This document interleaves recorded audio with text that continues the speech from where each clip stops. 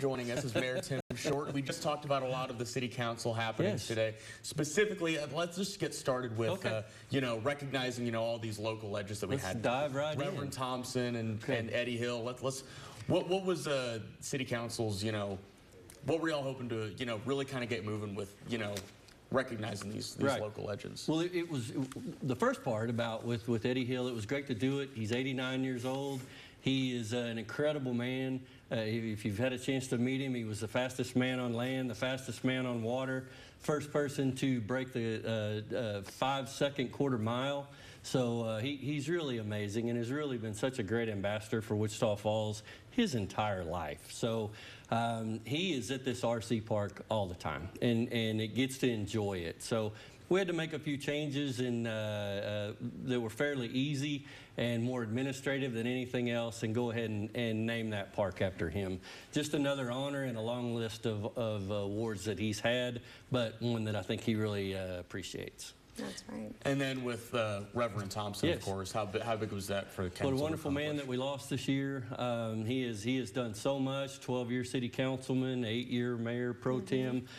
He has done so much for Wichita Falls as well. So you covered it very well a minute ago as to why that this is an honorary thing with an honorary street sign on there on Borton. So all of those addresses, there's a school there. None of those things have to be changed. The utilities, none of that stuff. But we still get the same message, and we accomplished the goal of honoring Reverend Thompson, which was a wonderful thing. We credit Diane Taylor, we credit Reverend Nelson, Reverend Phillips. They were there today. They were very excited about getting this done. So happy to oblige. For sure. And we love recognizing the people that matter here in our community. That was something that had been on the books here since 1998 about naming things after people, and they have to be deceased for 5 years and going through that. Well, times have changed in the last 27 years, and that's one way that the city's changed. So when they came to us, it was the way, how do we find a way to yes? How do we find a way to honor these folks, and how do we find a way to do that without having to jump through a lot of hoops? This was the way to do it, and we got it done. Very proud of that. Everyone's looking forward to seeing those signs up for sure. Okay, so switching gears now, we kind of want to talk about the landfill. There's going to be some major changes coming its way. So can you tell us a little about that and kind of break it down for everybody? Yes, I'll do my best. We're selling our trash gas. Who knew that this was such a wonderful thing? But we were notified that the EPA had notified us that sometime over the next 18 months to 2 years, we were going to have to bring things up to code. This was going to cost us $9 million. This was a $9 million expense that we were going to have to come up with and not have a choice at our landfill.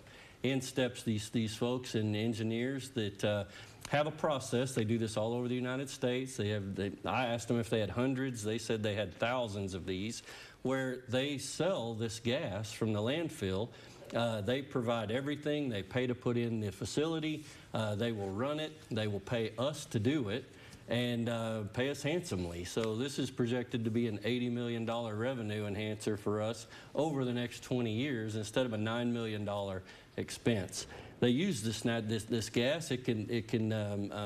Some of it can go right in with Atmos. They can partner with them. They use it to power vehicles.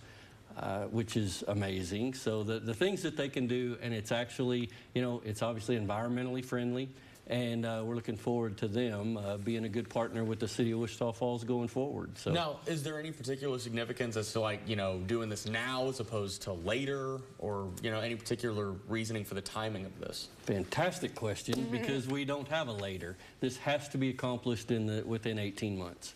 So, and that's on their timeline as well. When the EPA says get something done, you get something done. So that's why we'll have it done, and that's the significance of that time. Gotcha. How long did that build up over time? Because, I mean, it takes a lot for it to be brought to the EPA's attention. Yes, and it is not just our landfill. Our landfill is wonderful and probably award-winning, But So they weren't just picking on us. It was just that's a fabulous question. I don't know the answer to as to exactly when it began, but I know that we are at the end of that, and we have 18 months to get it taken care of. And now we've turned it from an expense to an income generator. Gotcha. So, and you said 18 months time as a timeline for the opening? Yes. Gotcha. Yeah, it's fantastic. All right. Perfect. Well, what can you tell us about 2026? You know, we're wrapping up. We're wrapping everything up. There's a lot going on. What can people expect for Wichita Falls in 2026? Always digging for information. Always. I mean, that's why they hired me. I know. That's why I'm supposed to be here. That's why we do what we do. Well, I can tell you a couple of things data center wise. We've closed on the land since I was here last, so I wasn't able to let you know that. We have closed on the land. We are preparing now for, I don't know exactly, the announcements will come after the first of the year as to timelines on construction, and when those things, I leave those to the company that I still can't tell you who it is. But we are preparing for that just with the RV park that we approved today that's going in, a high-end RV park. We have traveled to Abilene and talked to them as they're in the middle of their Stargate and what's all going on, $500 billion of data center and project that's working down there, as to what are things that they did well, what are things that they wish that they had a do-over on, and how can we do it better here. There's going to be growing pains. One of them was you know, there's a lot of wear and tear on the streets with the heavy trucks and with the things that are going to be going on there. With the construction, good news is most of the time they will absorb that cost because they're the ones causing it. One of the others was if you have all of a sudden 5,000 workers and skilled labor here, plumbers, electricians, welders, where do they go to lunch? Right. They can't all go to Ronnie's and Scott's and Pat's and McBride's, you know. They can't all do that every day. It would be overwhelming. So they have put in a very large food truck park there. So what if there's 50 to 100 food trucks out there? I mean, it's hard to think of the scale of these things. But that's how they're proactively solving some of the issues that are coming up. Because we'll have good and bad.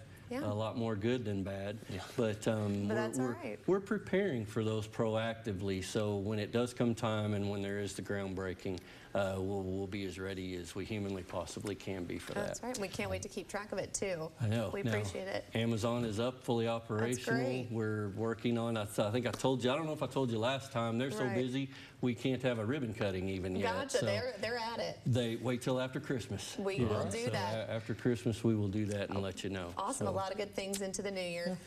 Christmas, the parade, city lights, all of that coming up this weekend. Michael assures me that the weather will be there. It will be beautiful. Yes. And you know, you have to be careful with him. We will see. I think we can believe him for sure, but a lot to look forward to. He will put it on Twitter. It's okay. We'll believe him though this time. I know. We appreciate that. Well, we appreciate you so much for coming in there. Thank you for making time for us. Thank you for having me.